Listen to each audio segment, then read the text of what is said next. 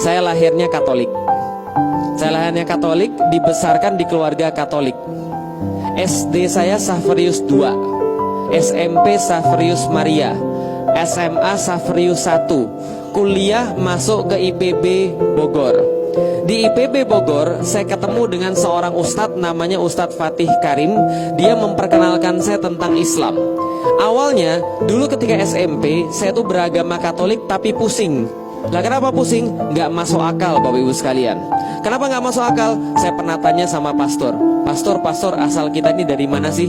Dia bilang dari Tuhan pencipta semesta alam. Oh gitu. Kalau gitu pastor, Tuhan kita ada berapa sih? Pastor menjawab, Tuhan kita ada 3 di dalam satu di dalam 3, Bapa, Putra, dan Roh Kudus. Lalu saya tanya lagi, kenapa Tuhannya harus 3? Kenapa nggak 4? Kenapa nggak 5? Kalau 5 kan bisa buat Power Rangers. Kenapa Tuhan harus 3? Lalu kemudian pastornya bilang, karena memang itu doktrinnya, karena itu keyakinan kita, karena itu adalah kepercayaan kita. Tuhan itu 3 dalam 1 dalam 3. Lalu saya pusing, 3 dalam 1 dalam 3. Ini kayaknya susah. Lah kenapa? Kalau 3, ya 3 aja. Kalau 1, ya 1 aja. Lalu dia bilang, enggak, ini 3 artinya 3 ini 1 tapi ada 3.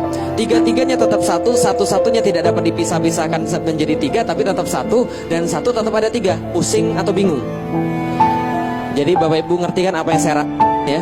Maka ketika saya rasakan ada kebingungan, saya banyak tanya lagi. Misalnya saya tanya lagi, Pastor, kalau memang Yesus itu memang Tuhan, kenapa ketika dia di kayu salib dia berkata Eli Eli lama sabachthani, Tuhan Tuhan mengapa engkau meninggalkan aku? Loh berarti dia Tuhan tapi panggil Tuhan yang lain. Ini kayak jeruk makan jeruk. Lalu pastornya bilang, Lik, kamu jangan banyak mikir. Kalau kamu banyak mikir berarti kamu belum beriman. Karena beriman itu apa? Beriman adalah percaya tanpa banyak tanya, percaya tanpa banyak mikir. Jangan mikir, itulah iman. Oh gitu. Ya sudah, saya bilang saya keluar aja dari agama Katolik. Lah kenapa? Kalau Tuhan gak boleh saya mikir, kenapa Tuhan kasih saya akal? Maksudnya Bapak Ibu sekalian, kalau Tuhan gak boleh kita mikir, kenapa Tuhan kasih kita akal? Maka saya keluar dari agama Katolik secara fungsional, tapi secara struktural saya masih agama Katolik. Maksudnya gimana? KTP-nya masih Katolik tapi gak pernah pergi ke gereja. Nah itu namanya Katolik struktural. Persis zaman sekarang banyak Muslim struktural tapi gak fungsional gitu kan ya. Keluar daripada agama Katolik, kemudian saya nyari yang mana yang benar. Apakah benar Tuhan itu ada? Apakah benar agama itu ada? Singkat cerita, ketika saya belajar biologi, saya belajar fisika, saya ketemu Tuhan itu pasti ada. Kenapa Tuhan pasti ada? Nggak mungkin nggak ada. Coba lihat alam semesta ini begitu teratur. Nggak mungkin terjadi secara kebetulan. Gampangnya begini, Bapak Ibu sekalian, tahu nggak awal mula dunia ini asalnya dari mana? Kata para ilmuwan. Tahu nggak dari mana? Dari Big Bang, ledakan besar. Kan gitu ya, kalau benar dengar Big Bang ledakan besar. Nah, maka kalau kita bilang ledakan, contoh masjid ini kita ledakkan pakai dinamit misalnya. Setelah ledakan ini masjidnya lebih bagus atau lebih parah? Hancur, lebih parah. Mungkin nggak diledakkan terus jadi lebih bagus. Tapi alam semesta ini enggak. Dia meledak jadinya lebih bagus. Dia meledak jadinya Bapak Ibu sekalian sama saya, gitu kan ya. Artinya apa? Tidak mungkin Tuhan tidak ada. Setelah yakin Tuhan ada, saya masih mikir agama ini ada yang benar enggak? Karena yang saya lihat agama enggak ada yang benar. Setelah diskusi sama Ustadz Fatih Karim, maka Ustadz Fatih Karim bilang, kalau kamu serius diskusi, minggu depan kamu datang ke kos-kosan saya, kamu bawa Alkitab, aku bawa Al-Quran. Kita diskusi tentang agama langsung dari kitab yang sebenarnya. Kamu bawa Alkitab, saya bawa Al-Quran. Saya bilang gini, maaf Ustadz, saya sudah nggak percaya lagi sama Alkitab. Kita bahas saja tentang Al-Quran. Maka minggu depan kita bahas tentang Al-Quran. Ayat pertama yang dibacakan kepada saya adalah surat Al-Baqarah ayat kedua. Ada yang ingat bunyinya? Surat Al-Baqarah ayat kedua. Zalikal kitabu la roiba fi hudal lil muttaqin. Ulangi lagi. Zalikal kitabu la roiba fi. La artinya tidak. Roib ragu, bimbang, salah. Itu artinya roib, ragu, bimbang, salah dan sebagainya.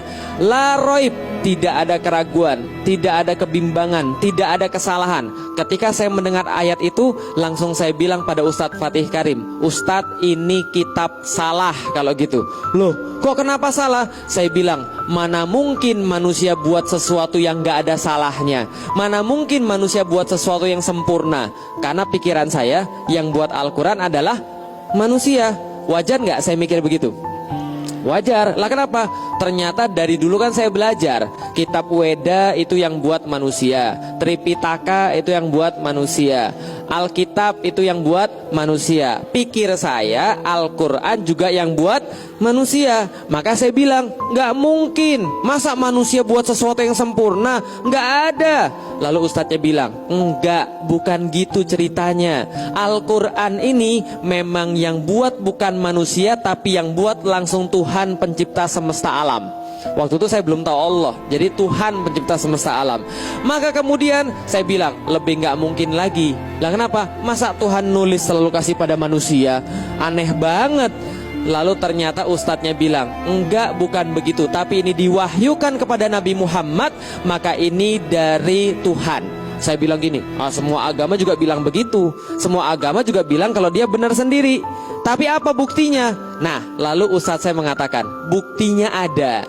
Buktinya ada di dalam surat yang sama, tapi dengan ayat yang berbeda. Tunjukin pada saya bilang. Kalau ada buktinya saya percaya, kalau nggak ada buktinya saya nggak percaya. Maka dibacakan kepada saya surat Al-Baqarah ayat 23. Ada ingat bunyinya?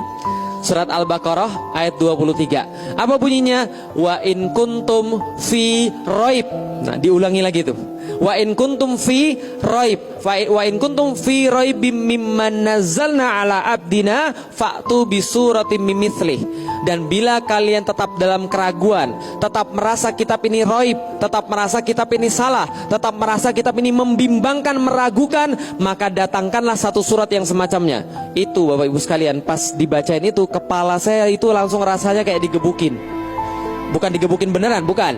Tapi begini, maksud saya mikir begini, ada satu kitab yang nantangin manusia untuk membuat satu surat yang semacamnya. Al-Quran ada 114 surat.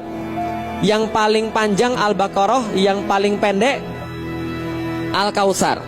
Diminta sama yang buat kitab ini, kalau kamu merasa lebih hebat daripada Al-Quran, merasa lebih jago daripada Al-Quran, merasa lebih tahu daripada Al-Quran, datengin satu surat yang semacamnya, bahkan yang paling pendek semacam Al-Kautsar. Ternyata saya cari, saya baca kemana-mana, nggak ada yang bisa mendatangkan yang